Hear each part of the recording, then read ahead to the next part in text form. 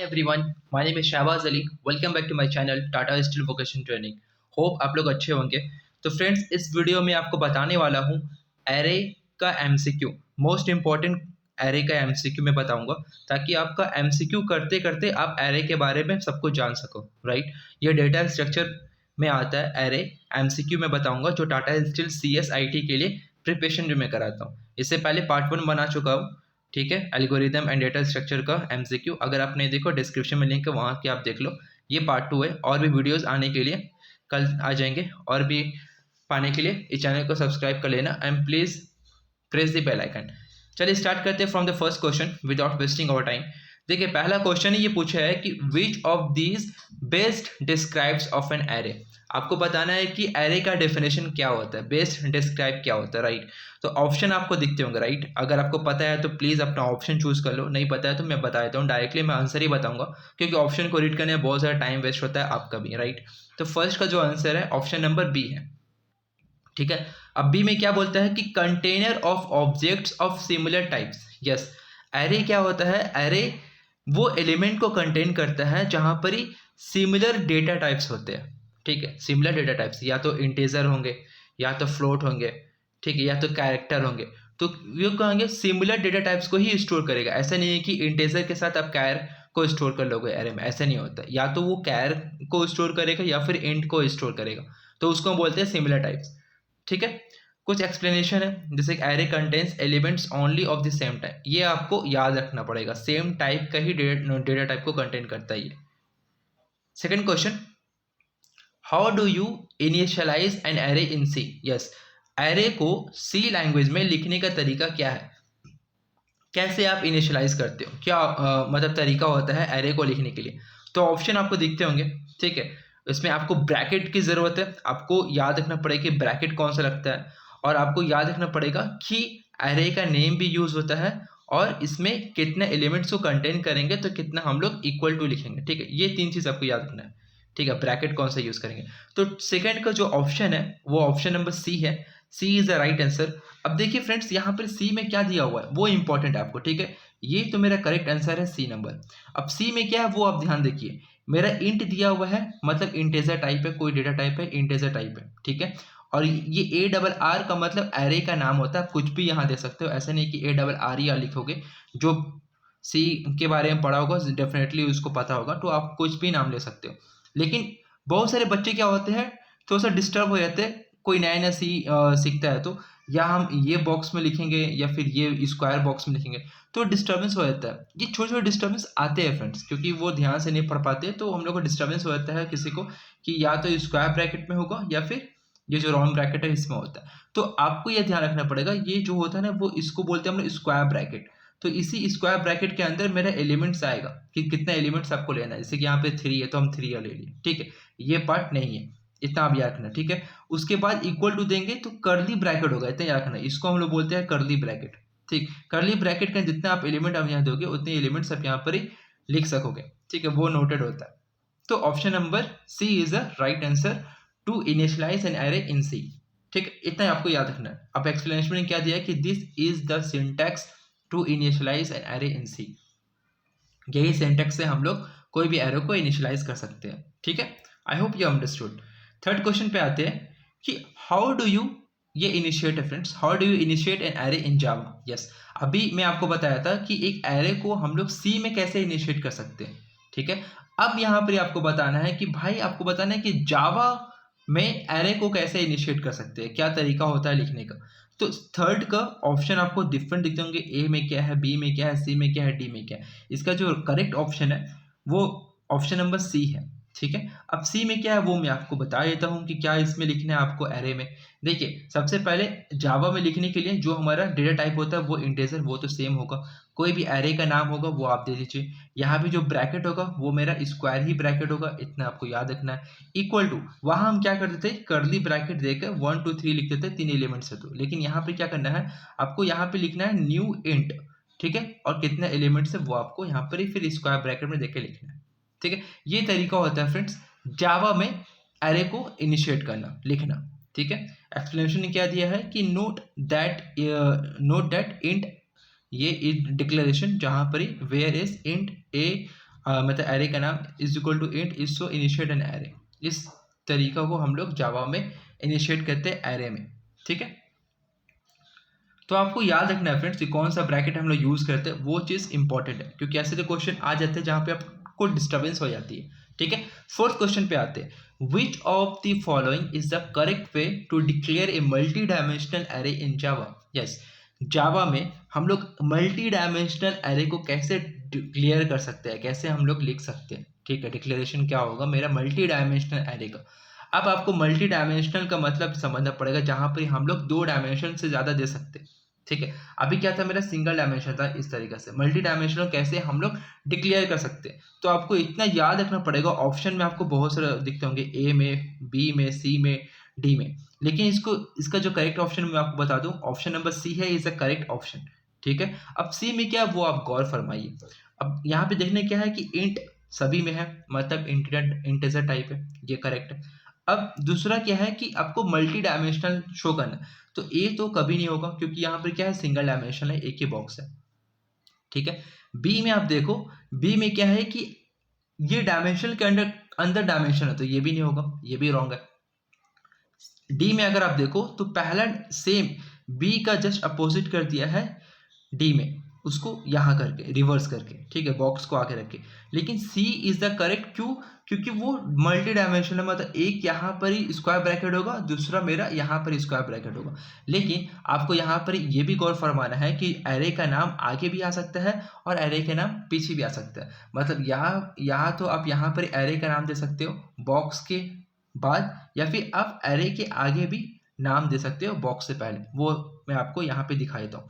यहाँ पे देखो फ्रेंड्स, एक्सप्लेनेशन में अच्छे से बताया, ये जो सिंटैक्स है ना डिक्लेयर मल्टी डायमेंशनल एरे का, आप या तो ये आप लिख सकते हो, ठीक है, मतलब दोनों बॉक्स के बाद एरे का नाम, या फिर एरे का नाम पहले देके फिर दोनों बॉक्स लिख सकते हो मल्टी डायमेंशन के लिए, तो दोनों ही करेक्ट होगा, ठीक है। ऐसा नहीं कि यहाँ पर ही जो सी में है ये ऑप्शन, अगर आपको ये ऑप्शन दे दिया रहता कि 2 बॉक्स है और आगे में ही एरे का नाम है, तो ये भी करेक्ट होगा। आपको याद रखना है कि 2 बॉक्स होगा, 2 स्क्वायर ब्रैकेट होगा मल्टी डायमेंशन में, लेकिन सिंगल सिंगल बॉक्स होगा, एक बॉक्स के अंदर दूसरा बॉक्स नहीं होगा।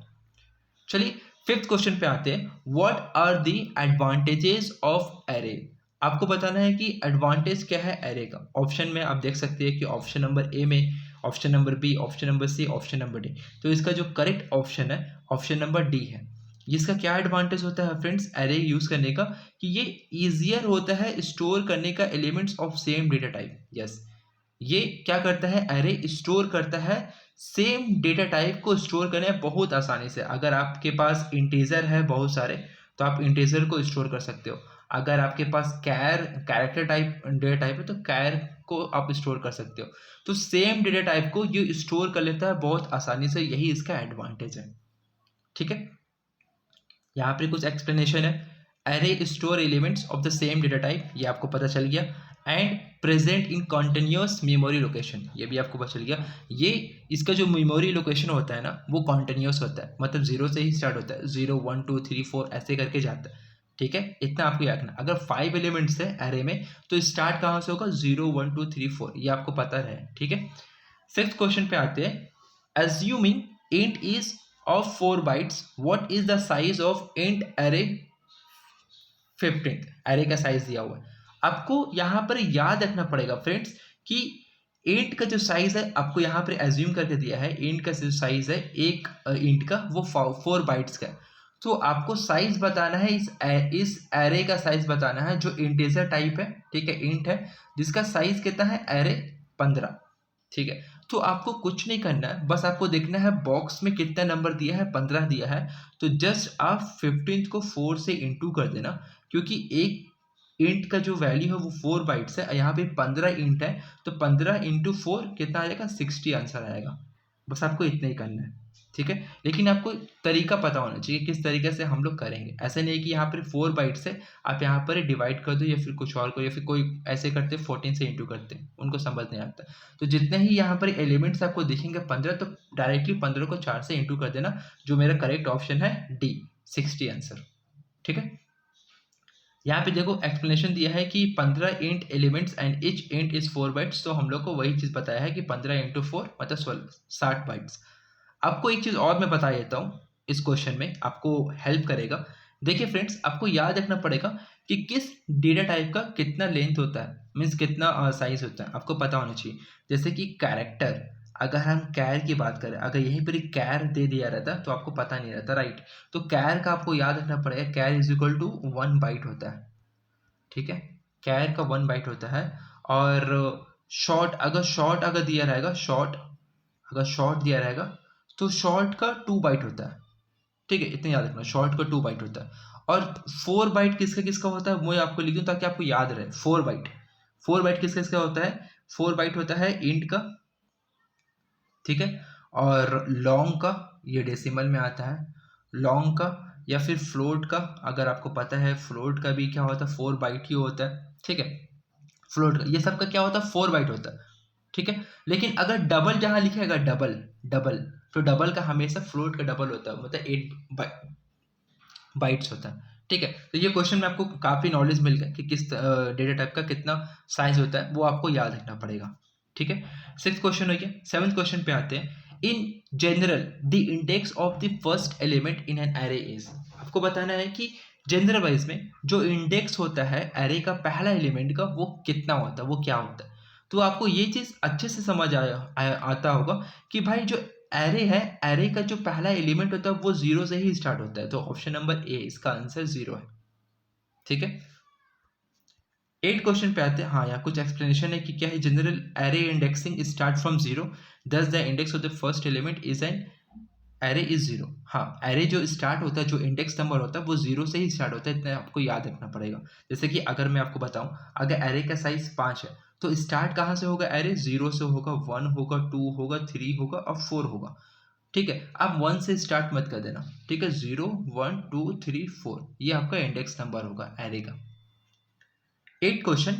Element in an array are accessed, element जो है एरे में वो हम कैसे एक्सेस करते हैं, क्या तरीका होता है। तो ऑप्शन नंबर ए है इसका आंसर, रैंडमली कहीं से भी हम लोग एलिमेंट को एक्सेस कर सकते हैं, निकाल सकते हैं, ठीक है, ले सकते हैं। ऐसे नहीं कि अगर पहला एलिमेंट है, जैसे क्या होता है कि पहला एलिमेंट है, दूसरा एलिमेंट है, तीसरा एलिमेंट है, 4 एलिमेंट है, 5वां एलिमेंट है, तो आप थर्ड एलिमेंट्स को भी यहाँ से निकाल सकते हो, फिफ्थ को भी निकाल सकते हो, 1 को भी निकाल सकते हो। ऐसे नहीं कि यहाँ पर ही सिक्वेंशियली हो कि 1 निकालोगे, फिर 2 निकालोगे, फिर 3 निकालोगे, फिर 4, फिर 5। सीक्वेंस वाइज में नहीं होता, ये होता है रैंडमली, कहीं से भी आप एलिमेंट्स को एरे में निकाल सकते हो। तो ये आपका एडवांटेज पार्ट भी है एरे का, ठीक है। 6 क्वेश्चन 8 क्वेश्चन हो गया। इसमें एक्सप्लेनेशन क्या दिया है कि elements in an array are accessed randomly, in linked list elements are access sequentially. Yes, इस क्वेश्चन में आपको एक और नॉलेज मिल गया कि भाई एरे में हम लोग एलिमेंट्स को निकालते हैं कहीं से भी रैंडमली, लेकिन लिंक्ड लिस्ट ये भी क्या है, डेटा स्ट्रक्चर का ही पार्ट है। लिंक्ड लिस्ट मैं आपको बताऊंगा आने वाले वीडियोस में कि लिंक्ड लिस्ट क्या होता है, उसमें हम लोग क्या करते हैं। लिंक्ड लिस्ट में जो एलिमेंट्स हम लोग निकालते हैं वो हम लोग निकालते हैं सिक्वेंशियली, ठीक है। आपको पता होगा थोड़ा सा, अगर आप पढ़े होंगे लिंक्ड लिस्ट के बारे में, सिक्वेंशियली निकालते हैं। अगर 1 निकाले, 2 है, 3 है, 4 है, ऐसे है तो हम पहले 1 निकालेंगे, 2 निकालेंगे, 3 निकालेंगे, 4 निकालेंगे, इस तरीके सिक्वेंशियली होगा, ठीक है। ये मेरा एडवांटेज है, सॉरी ये मेरा डिसएडवांटेज रहेगा लिंक्ड लिस्ट में कि हम लोग रेंडर भी नहीं निकाल पाएंगे, सिक्वेंशियली निकालते हैं। 7th question.